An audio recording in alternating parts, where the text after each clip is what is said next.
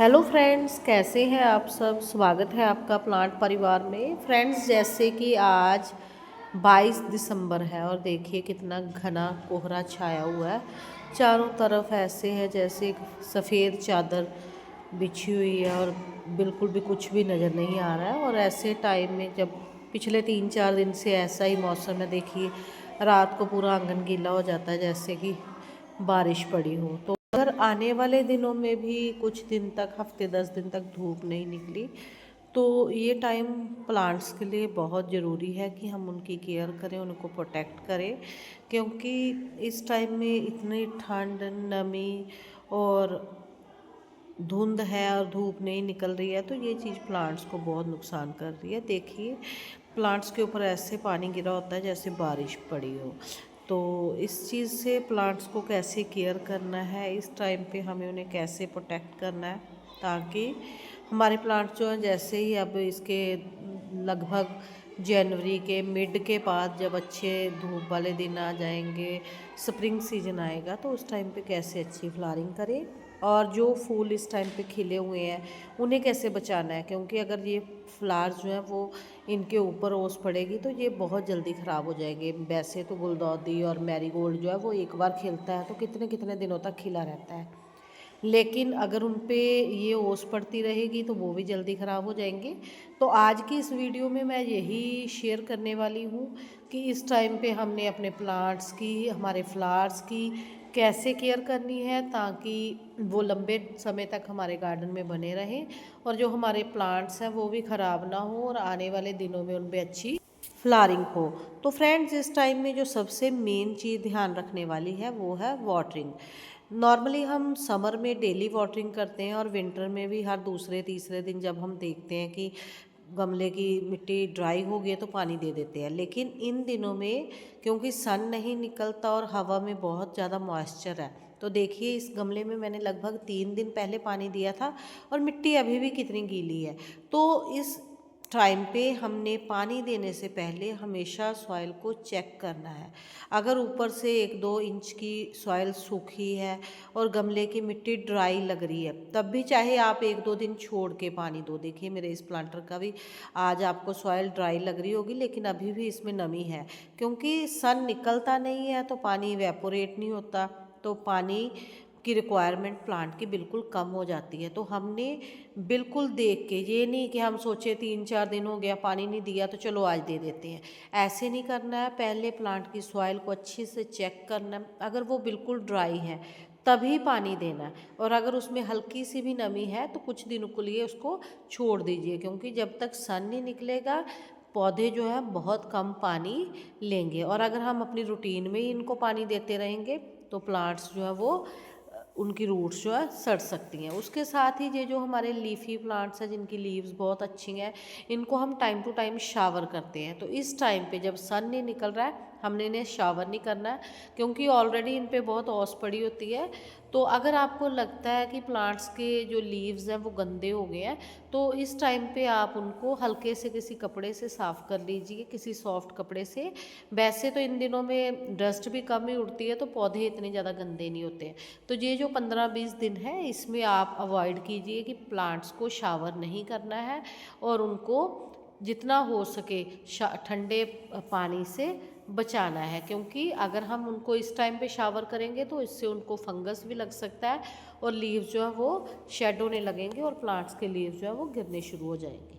Croton और ऐसे ही हमारे जो लीफी प्लांट्स जिनके लीव्स जो हैं, कई लोग बोल देते हैं कि विंटर के कारण ख़राब हो जाते हैं, गिर जाते हैं, तो उनको इस टाइम पे किसी शेडी एरिया में आप लोग शिफ्ट कर दीजिए ताकि वो प्लांट्स जो उन पे सीधी ओस ना पड़े। दूसरी चीज़ आ जाती है कि इस टाइम पे जो प्लांट्स हैं उनकी ग्रोथ कम होती है, जहाँ जिन प्लांट्स के देखिए अब इसका कलर चेंज होना शुरू हो गया है, कुछ ही दिनों में इसके सारे लीव्स जो हैं शेड हो जाएंगे।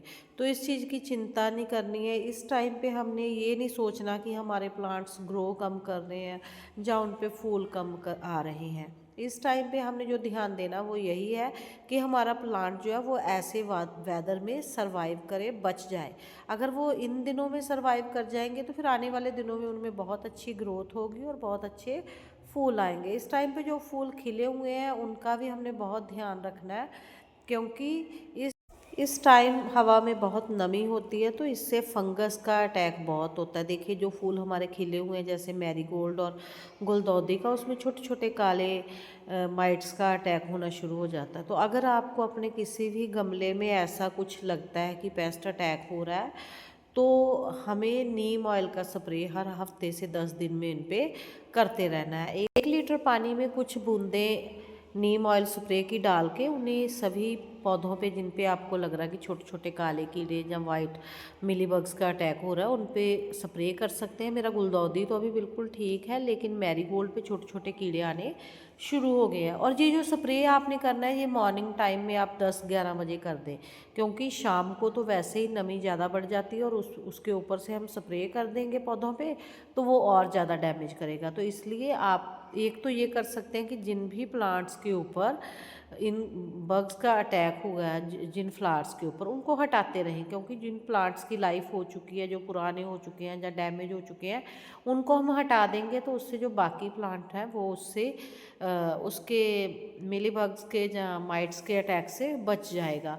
और दूसरा इस टाइम में क्योंकि प्लांट जो है एनर्जी कम दे रहे हैं, उसको हम फीड कम कर रहे हैं, तो उसकी एनर्जी जो है जितने अच्छे फ्लावर हैं, हेल्दी फ्लावर हैं, जो अपना प्लांट की ग्रोथ है उसमें लगेगी। तो इस टाइम पे जितने भी स्पेंट फ्लावर्स हैं उनको हटाना है। अगर किसी लीफ का कलर येलो हो गया है या आपको लग रहा है कि ये पौधे का ये पार्ट ख़राब हो गया तो उसको आप टाइम टू टाइम प्रून करके कट करके निकालते रहें। इस टाइम पे ये चिंता मत कीजिए कि फूल कम आ रहे हैं। फूल कम आ रहे हैं कोई बात नहीं, आने वाले दिनों में जैसे ही स्प्रिंग आएगा इसमें बहुत सारे फ्लावरिंग होगी। देखिए बर्ड्स तो बन रही हैं, लेकिन क्योंकि सनलाइट कम मिल रही है इसलिए प्लांट्स की सारी ग्रोथ, सारी प्रोसेस जो है वो स्लो हो गया। तो इसकी चिंता करने की कोई ज़रूरत नहीं है। इस टाइम पे हमने अपना पूरा ध्यान लगाना है कि जो फूल खिले हुए हैं उन्हें हम लंबे समय तक बचा के रखें और जो कलियां बनी हैं उन्हें प्रोटेक्ट कर पाएँ और हमारे प्लांट्स जो है वो इतने ठंडे वेदर में भी खुद से खुद को सरवाइव करते रहें। इस टाइम पे हम जो मेन चीज़ कर सकते हैं वो ये है कि अगर रात को ओस ज़्यादा पड़ती है तो जो हमारे प्लांट जितना हो सके उनको हम किसी वॉल के साथ लगा के क्लस्टर में रख दें। किसी दीवार के साथ लग के रहेंगे तो उन पे जो है ओस कम पड़ेगी। जहाँ अगर आपका कोई वरांडा या ऐसा कोई शेडी एरिया है तो वहाँ पे शिफ्ट कर सकते हैं ताकि उन पे ओस ना पड़े। और पानी जो है बिल्कुल सोच समझ के तभी देना जब मिट्टी बिल्कुल सूखी हो। और दूसरी चीज़ हम ये कर सकते हैं कि जब भी धूप निकले 2-4 हफ्ते 10 दिन में, कभी कभी हफ्ता हफ्ता भी पंजाब में सूरज नहीं निकलता है, तो जब सूरज निकले तो जिन प्लांट्स को कोई ऐसे एरिया में भी है कि जहाँ पे धूप उस टाइम नहीं आने वाली है, दोपहर को सन निकला है, तो सभी प्लांट्स के जो प्लांटर्स हैं उनको एक बार धूप वाले एरिया में कर दीजिए ताकि सभी को थोड़ी थोड़ी धूप मिल सके और सभी जो है इस ठंड से लड़ने की उनमें थोड़ी सी ताकत जो है आ जाए। जो हमारे सकुलेंट्स हैं उनको इस टाइम पे पानी बिल्कुल आप बंद कर दीजिए, क्योंकि उनमें ऑलरेडी बहुत पानी होता है उनकी लीव्स में, तो वो उसी से अपना काम चलाएंगे और जब थोड़ा मौसम अच्छा आ जाएगा तब हम पानी देंगे। जितनी भी येलो हो चुकी लीव्स हैं उनको भी टाइम टू टाइम आप निकालते रहें। ये देखिए इस टाइम पे कुछ ऐसे प्लांट्स हैं जो बहुत अच्छी फ्लावरिंग करते हैं, चाहे वो गुलदाउदी हो, मैरीगोल्ड हो, पेंटास, क्लॉन्चे, गजानिया, ये सारे फ्लावर्स जो है वो विंटर के हैं। तो विंटर में ये बहुत अच्छी फ्लावरिंग करते हैं। डायंथस भी इस टाइम पे बहुत अच्छा खिल रहा है, लेकिन इनके भी जो स्पेंट फ्लावर्स हैं वो हमने निकालते रहना। ये मैंने इस एरिया में पूरे फ्लॉक्स लगाए हुए हैं, फ्लॉक्स भी आने वाले दिनों में बहुत खिलेंगे। लेकिन इनके जो फ्लावर्स खिले हुए हैं हम ये सोचें कि ये तो विंटर का फ्लावर है तो इसको कहीं भी रहने देंगे तो ये सरवाइव कर जाएगा, लेकिन इसको भी आपने डायरेक्ट जो है ओस से और रात की ठंड से बचाना है। दिन में चाहे जितना मर्जी ठंडा कम टेम्परेचर हो, शाम को इनके ऊपर अगर पानी गिरेगा तो इनके फ्लावर्स की जो लाइफ है वो कम होगी। तो ऐसे में जितने स्पेंट फ्लावर्स हैं उनको हटा दें और जितने भी इनके पौधे हैं उनको कोशिश करें कि शाम को किसी शेडी एरिया में जहाँ ऊपर से किसी चीज़ से कवर कर दें ताकि इनके ऊपर जो है डायरेक्ट पानी ना गिरे। पानी वो बारिश की तरह ही है और वो पौधों को, हमारे फ्लावर्स को ख़राब कर देगा। तो अब बात कर लेते हैं फर्टिलाइज़र्स की। तो ये टाइम पौधों को कम फर्टिलाइज़ करने का है। कम फर्टिलाइज़ कह लीजिए या कह लीजिए कि बिल्कुल भी फर्टिलाइजेशन नहीं करनी है इस टाइम पे। मैं तो जो भी फर्टिलाइज़र देना है इससे पहले दे चुकी हूँ अक्टूबर नवंबर में, और अब जो भी दूंगी वो जनवरी एंड में दूंगी, क्योंकि इस टाइम पे क्या होता है, जैसे धूप कम मिल रही है, पौधों की ग्रोथ कम हो रही है, तो उसी हिसाब से उन्हें फर्टिलाइज़र भी कम चाहिए। तो इस टाइम में कोई भी केमिकल या स्ट्रॉन्ग फर्टिलाइज़र प्लांट्स को नहीं देना है। और अगर आप देना भी चाहते हैं तो कंपोस्ट टी या वर्मी कंपोस्ट की या काऊ डंग कंपोस्ट की टी बना के आप दे सकते हैं। वैसे तो आप मेरी माने तो अवॉइड ही कीजिए। प्लांट्स जितने जिस कंडीशन में है उन्हें वैसे ही रहने दीजिए, और बस उनको ठंड से बचाइए और कुछ दिन वेट कीजिए। जैसे ही वेदर चेंज होगा, सन निकलने लगेगा, तो जनवरी के एंड में आप फिर से इनको फर्टिलाइज़ कर सकते हैं। तो फ्रेंड्स, ये थी मेरी फुल इन्फॉर्मेशन कि इस सर्दी में धुंध और कोहरे में हम अपने प्लांट्स को कैसे बचाएं, कैसे इतनी सर्दी में उनको सरवाइव करें, ताकि वो आने वाले दिनों में जैसे ही स्प्रिंग आए हमारे गार्डन में बाहर ला सके। तो आप भी इन छोटे छोटे टिप्स को फॉलो कीजिए। सबसे ज़रूरी चीज़ जो ध्यान रखनी है, पानी तभी देना है जब 1 से 2 इंच सॉइल जो है ड्राई हो। कोई भी केमिकल या हैवी फर्टिलाइज़र नहीं देना है। धूप निकले तो सभी पौधों को कोशिश करें कि उनको धूप मिले थोड़ी बहुत, और रात को उनको किसी ऐसे एरिया में थोड़ा सा शिफ्ट करने की कोशिश करें जहाँ पे उनके डायरेक्ट ओस ना पड़े। अगर हम ये छोटी छोटी चीज़ों को फॉलो करेंगे तो हमारा गार्डन भी ऐसे ही हरा भरा रहेगा।